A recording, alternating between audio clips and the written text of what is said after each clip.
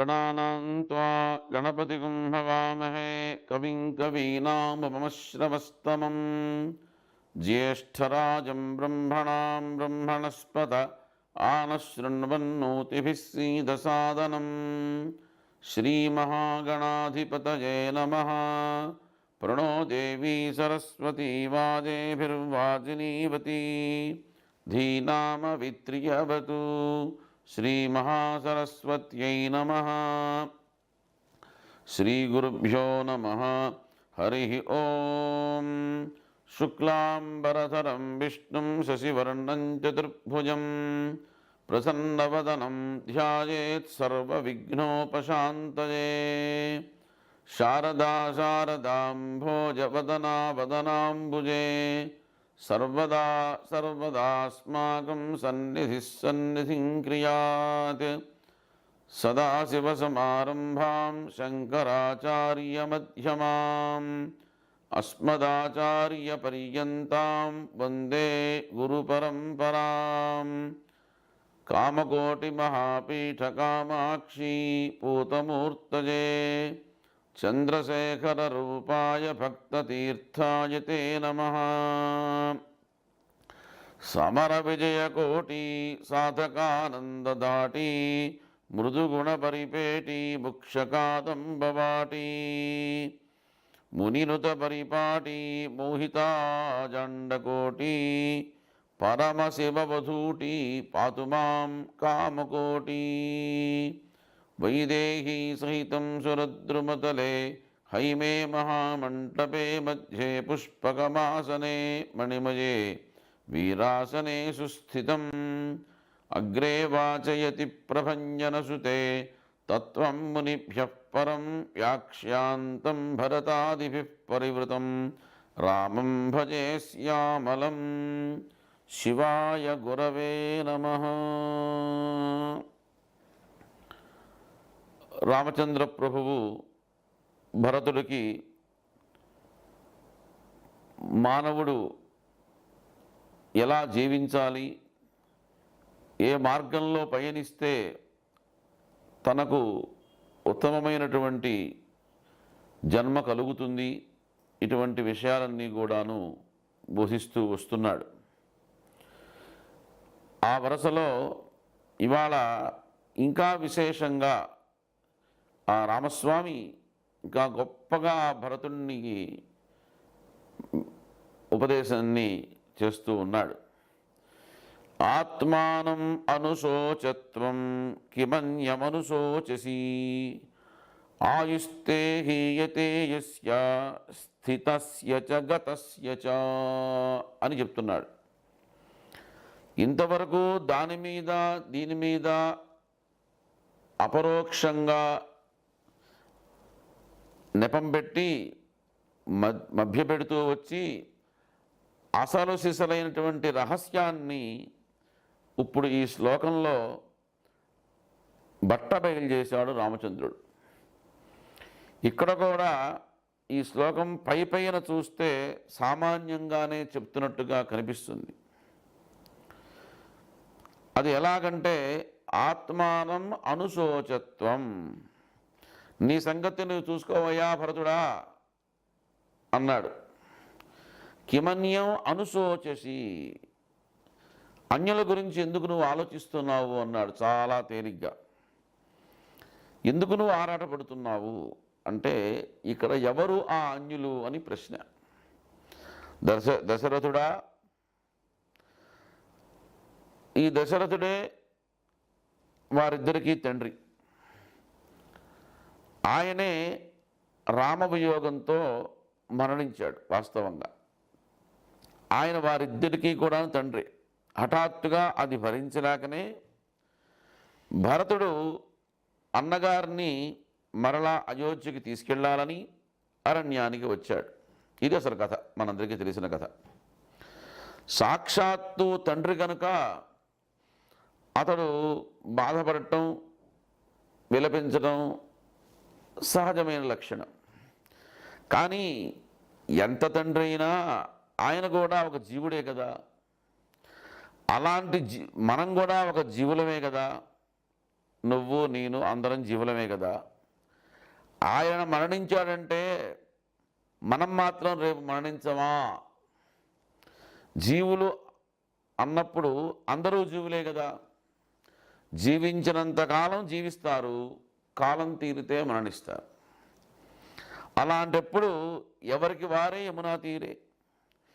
ఒకరు అన్యులే కదా. మరణించేటప్పుడు ఎవరం కూడా కలిసిపోం కదా, ఎవరికి వారు పోతూ ఉంటారు. తండ్రి అయినా, తనయుడైనా, భార్య అయినా, భర్త అయినా, ఎవరైనా అన్యులే. మనకొకరి మీద ఒకరికున్నటువంటి అభిమానం కొద్దీ పెట్టుకున్నటువంటి పేర్లు అవన్నీ. కానీ అందరూ జీవులే, జీవించే వాళ్ళందరూ జీవులే.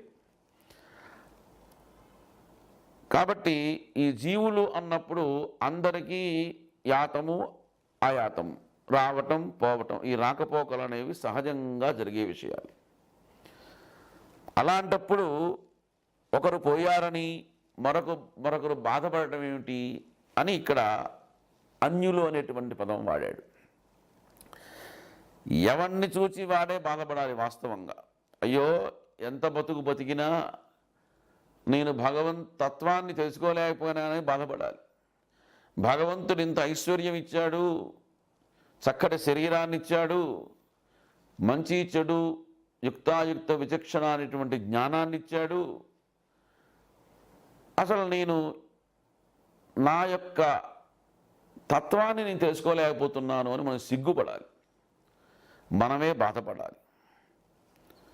ఎందుకంటే నా తండ్రులు తాతలు పోయారు, నేను మాత్రం ఎంతకాలం ఉంటాను అని మనం ఆలోచించుకోవాలి. మనందరం పోక తప్పదు కదా. ఎట్లా మనం తప్పించుకోవటం? నిన్ను గురించి నీవు ఇలా ఆలోచించుకోవాలి. అలా కాక రోడ్డుపోయి మధ్యలతో మొరపెట్టుకున్నట్టుగా ఇతరుల యొక్క రాకపోకలు, అంటే పుట్టారు పోయినారు అనే దాని గురించి ఈ ఆరాటపట్టం ఏంటి, ఈ దుఃఖం ఏంటి, ఈ ఆలోచన ఏమిటి, ఏమి సుఖం, దీనివల్ల ఏమన్నా ఆరుస్తారా తీరుస్తారా అంటే శూన్యం. మరి ఎవరు చావకూడదంటే ఎట్లా? అది కుదిరే పని కాదు. అలాంటి భాగ్యం ఎప్పుడబ్బా అంటే ఈ జీవులకు ఆయుస్తే హీయతే యస్యా అన్నాడు ఈ శ్లోకంలో.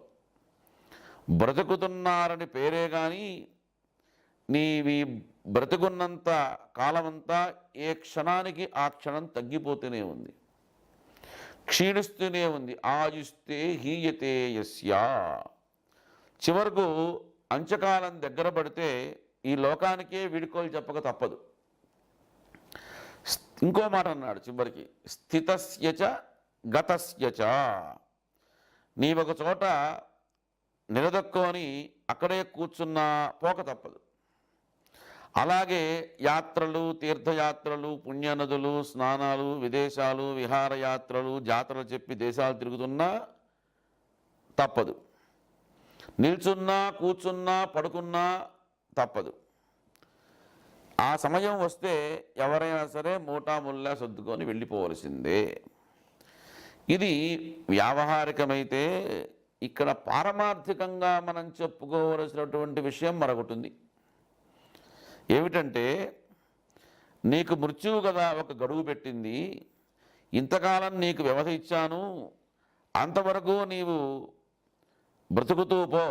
కానీ ఈ బ్రతుకెందుకో, దీని ప్రయోజనం ఏమిటో అది గుర్తించి దానికి తగిన కృషి కనుక చేసి తరించి మౌనంగా నిన్ను హెచ్చరిస్తుంది. తరించవయ్యా, నీకు నాళ్ళు ఇచ్చాను ఆయుష్, హాయిగా నువ్వు తరించు, అంతేగాని వృధా చేసుకోమాక. అదేదో కాదు, ఆత్మానం అనుశోచ.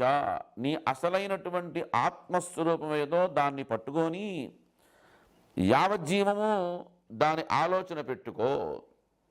అదే నిన్ను మృత్యుముఖంలో పడకుండా తప్పిస్తుంది. అలాంటి ఆత్మాకార వృత్తిని వదిలేసి కిమన్యమనుశోచసి, అనవసరంగా ఎందుకు అన్యమైన చింత నీకు? అదేమీ నిన్ను ఉద్ధరిస్తుందా? ఎంతోమంది డబ్బులున్నవాళ్ళు, పదవిలో ఉన్నవాళ్ళు ఎన్నో రకాల రక్షణలు పెట్టుకున్నారు, గల్మేళం పెట్టుకుంటారు. ఏమున్నా వాటికి పోతూనే ఉన్నారు కదా, ఆగుతున్నారా? పోయేవాళ్ళ మనం చూస్తూనే ఉన్నాం కదా. ఎంత గొప్ప హాస్పిటల్లో ఉన్నా ఆ సమయం వస్తే ఆక్సిజన్ పెట్టినా, ఐసీయూలో పెట్టినా, వెంటిలేటర్ మీద పెట్టినా ఆ సమయం వస్తే పోతున్నాడా లేదా? 10 కోట్లు ఉంటే వాడు బతుకుతాడా అంటే అందరూ 10 కోట్లు సంపాదించుకొని ఉంటారు. కానీ ఎన్ని వందల వేల కోట్ల రూపాయలున్నా, ఎంత రక్షణ ఉన్నా ఆయన ఆ సమయం వస్తే వెళ్ళిపోతూనే ఉన్నాడు. కాబట్టి కిమన్యమనుశోచసి, అనవసరంగా నువ్వు అనవసర విషయాల్లో తలకాయ దూస్తున్నావయ్యా అని పాపం ఆయన చెప్తూ, ఆత్మ ఒక్కటే ఎప్పటికీ ఉంటుంది, అది నీ స్వరూపముని గుర్తిస్తే ఎప్పటికీ నీవు పోకుండా ఉంటావు. ఆధ్యాత్మికమైన సందేశం ఇందులో చాలా చక్కగా ధ్వనిస్తూ ఉంది. ఎటు వచ్చి కూడాను దీని మీద విరక్తి చెంది దానిని అభ్యసిస్తూ పోవాలి. అది మనం చేయవలసినటువంటి ఏకైక సాధన. దాన్నే భగవద్గీతలో ఉద్ధరేదాత్మనాత్మానం అనే శ్లోకంలో గీతాచార్యుడు అర్జునుడికి చెప్పాడు. ఈయన రామచంద్ర ప్రభువు భరతుడికి చెప్పాడు. ఇంకా స్వామి ఇంకో మాట చెప్తున్నారు ఇక్కడ, సహైవ మృత్యురు వ్రజతి సహ మృత్యుర్నిషీదతి గత్వా సుదూరమధ్వానం సహ మృత్యుర్నివర్తతే. అసలు మృత్యువు ఎప్పుడో అవసాన సమయంలో సంప్రాప్తిస్తుంది, అంతవరకు మనం బ్రతికుంటాం, అంతవరకు జాగ్రత్తగా ఉంటాం, నేను హాయిగా ఉంటాను అని అనుకోకూడదు అంటున్నారు. అసలు అలా భావించడమే తప్పుట. అది కేవలం ఒక అపోహ మాత్రమే. మానవుడు ఎప్పుడూ ప్రతి క్షణము జీవితం అనుకుంటే, జీవితం అంటే మరణం, అంటే మరణం, జీవితం అంటే మరణం. మరణం ప్రకృతి శరీరీణం వికృతి జీవితముచ్యతే అంటాడు కాళిదాస మహాకవి. బ్రతకడమే అసహజం, జీవితమంతా వ్యాపించి ఉంది మరణం అనేది. మరణం అనేటువంటిది ప్రాకృతిక ధర్మము, న్యాచురల్ అని చెప్తూ ఉంటారు. అలా కాకుంటే కొంతమంది పురిటిలో పుట్టిపోతున్నారు, కొంతమంది బాల్యంలో పోతున్నారు, కొంతమంది యవనంలో పోతున్నారు, కొంతమంది వృద్ధాప్యంలో పోతున్నారు. ఎప్పుడు ప్రారంధం తీరితే అప్పుడే పోతారు. అది ఎప్పుడో ఎవ్వరికీ తెలియదు. కనుక సహైవ మృత్యుర్వ్రజతి, ఎప్పటికైనా మనం నడిచిపోతుంటే ఎవరైనా సరే నేను ఒక్కడనే వెళ్తున్నాను అని అనుకోకూడదుట. సహైవ మృత్యుర్వ్రజతి, నీకు తోడ ఒకరున్నారని గుర్తించాలి. ఎవరయ్యా అంటే అది మృత్యువు, మనతో పాటే వస్తుంది అదృశ్య రూపంగా. అలాగే సహ మృత్యుర్నిషీదతి, వెళ్ళి ఎక్కడైనా వారింట్లో కూర్చున్నాం అనుకోండి, నీ పక్కనే కూర్చుంటుంది, మనతో పాటే మన పక్క సీట్లోనే కూర్చుంటుంది. అంతేకాదయ్యా, గత్వా సుదూరమధ్వానం, ఎంతో దూరం మనమే ఏ దేశానికైనా ప్రయాణం చేస్తూ పోతాం అనుకోండి, అమెరికా వెళ్తే పోనీ మృత్యువు లేదా అంటే అక్కడే పోతారు. అంతరిక్షంలోకి వెళ్తున్నారు ఈ మధ్య కొంతమంది, అక్కడ వెళ్ళినా అక్కడ పోయేవాళ్ళు ఉన్నారు. మృత్యువు లేని చోట అనేది ప్రపంచంలో ఎక్కడా లేదు. మనం ఏదైనా ప్రయాణం చేస్తుంటే మన పక్క సీటు ఖాళీగా ఉన్నా లేకున్నా అక్కడికి వచ్చి కూర్చుంటుంది. అసలు ఆ సీట్ అక్కర్లేదండి, మనం కూర్చుండే సీట్లో మనకంటే ముందు అదే కూర్చుంటుంది వెళ్ళి. కాబట్టి మరలా మనం తిరిగి స్వదేశానికి వస్తున్నాం అనుకోండి, సహ మృత్యుర్నివర్తతే, అప్పుడు ఆ మృత్యువుని వెంట పెట్టుకొని వస్తూ ఉంటాం. ఎట్లా ధర్మరాజు వెంట ఎలా కుక్క వెళ్ళిందో అలా మృత్యువు మన వెంట ఎప్పుడు నిత్యం సన్నిహితో మృత్యు, ఎప్పుడు సన్నిహితంగానే మనతో కలిసి మెలిసి ఉంటూ ఉంటుంది. అసలు ఎందుకండి ఈ జీవి పుట్టినప్పటి నుంచి గిట్టి నేల మీద పడే వరకు ప్రతి క్షణం మరణిస్తూనే ఉన్నాడు. మరణం అంటే మనం చెప్పుకున్నాం కదా నేటి రోజున, మరణము అంటే మార్పు. మారని నిజక్షణం ఏమిటో చెప్పండి. మనలో ఆలోచనలు అనుక్షణం మారుతూ ఉంటాయి. ఒక ఆలోచన పోయి మరొక ఆలోచన ఉదయిస్తూ ఉంటుంది. అప్పుడు పాత ఆలోచన మరణించిపోయింది. అలాగే మాట్లాడుతూ ఉంటాం, మాట మారుస్తూ ఉంటాం, పాత మాట మరణించింది. శరీరంలో చేసేటువంటి ప్రతి చేష్టలు కూడా మారుతూ ఉంటాయి. అసలు ఈ శరీరమే మారుతుంది అనుక్షణం. జీవాణువులు అట్లాగే పాతవి నశిస్తూ కొత్తవి ఎప్పుడు ఈ శరీరంలో ఏర్పడుతూ ఉంటాయి. అదే కదా వైద్యశాస్త్రం కూడా మనకి చెప్తూ ఉండేది. అంచేతను బాల్యం పోయి యవ్వనం వస్తుంది, యవ్వనంపై వార్ధక్యం వస్తుంది. ఇదంతా మార్పే కదా. ఈ మార్పే మరణం కాగా అవసానంలో అసలు ఈ శరీరమే నిశ్చేష్టమై పడిపోతూ ఉంటుంది. కాబట్టి దాన్ని మరణము అని మన వాళ్ళు పేర్కొన్నారు. అంతకు ముందర ఇదంతా కానట్టుగా. అంతేకాదు, అసలు ఒక మాట, ఒక ఆయన సోమయాజి గారు యజ్ఞం చేస్తాడు. యజ్ఞం చేసి ఇక్కడ మరణిస్తే కదా ఆయన స్వర్గానికి వెళ్ళి మళ్ళీ సుఖాలను అనుభవించేది. అక్కడికి వెళ్తాడు, ఒక భోగ శరీరాన్ని పొందుతాడు. అక్కడ అన్ని సుఖాలన్నీ కూడా అనుభవిస్తాడు. మరలా అది అయిపోతుంది, మళ్ళీ ఒక స్థూల శరీరాన్ని ధరిస్తాడు.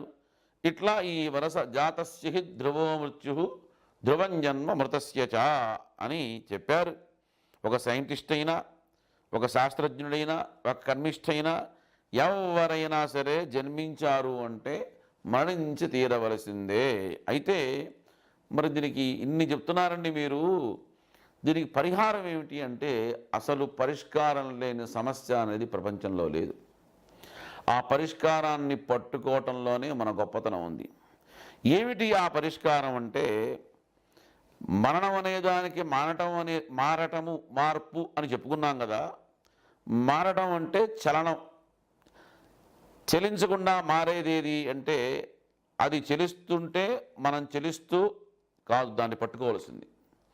మనము మన యొక్క స్వరూపమైనటువంటి అచలమైనటువంటి జ్ఞానాన్ని గుర్తించి ఆ స్ఫురణతో దాన్ని వెంటపడి దాన్ని కనుక సాధన చేసి దాన్ని కనుక పట్టుకుంటే అప్పుడు తరంగం ఎంత దూరం ప్రయాణం చేసినా చివరికి అది జలస్వరూపమే కదా. లోకంలో సముద్రంలో పెద్ద తరంగం వస్తుంది, ఎంత దూరం అయినా ప్రయాణం చేసి అమాంతం వస్తుంది. చివరికి ఒడ్డుకు దగ్గరకు వచ్చిన తర్వాత ఆ తరంగం కలిసిపోతుంది నీళ్ళల్లో. అట్లాగే దాన్ని జలంగానే మనం చూస్తాం. అలాగే ప్రతిక్షణము కూడాను ఈ పిండాండము బ్రహ్మాండము చలిస్తూ ఉంటే ఆ చలనాన్ని సాక్షిగా చూస్తున్నటువంటి మన చైతన్యమే ఏమాత్రము చలించడం లేదు. అంచేత అదే నా స్వరూపము, ఈ శరీర మనఃప్రాణాదులు కావని నమ్మి గట్టిగా పట్టుకోగలిగితే మనం మృత్యుంజయం అవుతాం. ఏ ఆత్మస్వరూపం మనలో ఉందో ఆ పరమాత్మ స్వరూపాన్ని మనం గట్టిగా పట్టుకొని సాధన కనుక చేసినట్లయితే మనం ఈ జనన మరణ దుఃఖాలన్నిటికీ కూడాను అతీతులమవుతాం. ఆ విషయాన్ని ఆ రామచంద్ర ప్రభువు ఆ భరతుడికి చాలా గొప్పగా వివరంగా వివరించి అనుగ్రహించాడు. కాబట్టి దీన్ని మనం నిత్యం సాధన చేస్తూ ఆ రామానుగ్రహాన్ని పొంది ఎటువంటి భయం లేకుండా చక్కటి జీవితాన్ని, ప్రశాంతమైనటువంటి జీవితాన్ని మనం గడపాలి. తద్వారా మనకి ఉత్తమమైనటువంటి జన్మ లభిస్తుంది. ఈ విషయాన్నే ఆ రామచంద్ర ప్రభు అనుగ్రహించాడు. రేపు మరొక ఉదాహరణతో ఆ స్వామి చెప్పిన విషయాలన్నీ కూడాను మనం చర్చించుకుందాం. రాజా రామచంద్ర భగవానికి జై.